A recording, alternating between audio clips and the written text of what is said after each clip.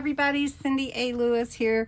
Another quick and easy way to cover a little journal that is pre-made, and you just need paper that will fit around it. And I think that's the easiest way to cover it.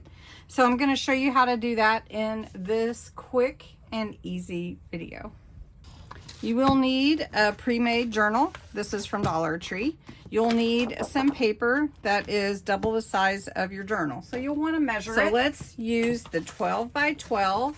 That way we're going to have an inch extra, and then we're going to cut this at 9.5. And I want to go with the cute hot air balloons, and then we'll use this beautiful sailboat in something else. All right.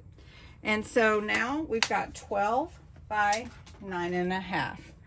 And if we put this over, oh, look at that beautiful side there. Okay, so you're gonna slide your little notebook in here, and you're gonna put glue on the front and the back of this actual notebook. So let's do that. I'm using Collal glue, and I'm just gonna smear it all on here.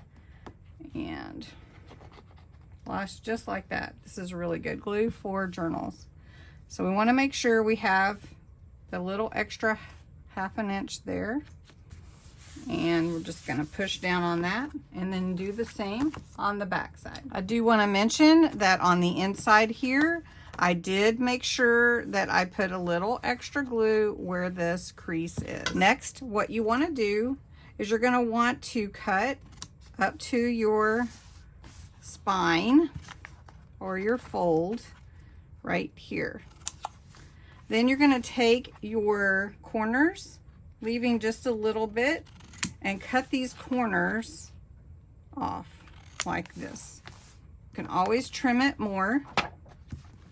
And this is the easiest way to create a little journal, and very inexpensive. So now we have this fold here, we have this fold here, and then we can fold this over like this. We're going to glue these all down, and then we're going to cover the inside panels. Now, I always do my top and bottom and then my sides. So once you have that done, you actually have your book covered. Now, the next part is to cover the inside, because you don't want these showing. So pick some papers and cut them to fit just inside this cover. For my Dollar Tree journal, I've cut 2. This is 5 1/4 by 8 1/4, and that will fit just perfectly. Here it is, easy peasy. Now my next step is to go around the edges and create that vintage look. I do that. I've got some Distress Oxide by Ranger, Tim Holtz, the vintage photo, and a blending tool. And I'm just going to go around the edges just like this, all around my whole journal, even on the spine. Now all that's really left is decorating the inside pages, adding pockets, and whatever else I want to do with this little journal. So I hope you enjoyed this quick and easy way to take a pre-made, such as a Dollar Tree journal, and turn it into a beautiful junk journal. At least the starts of one.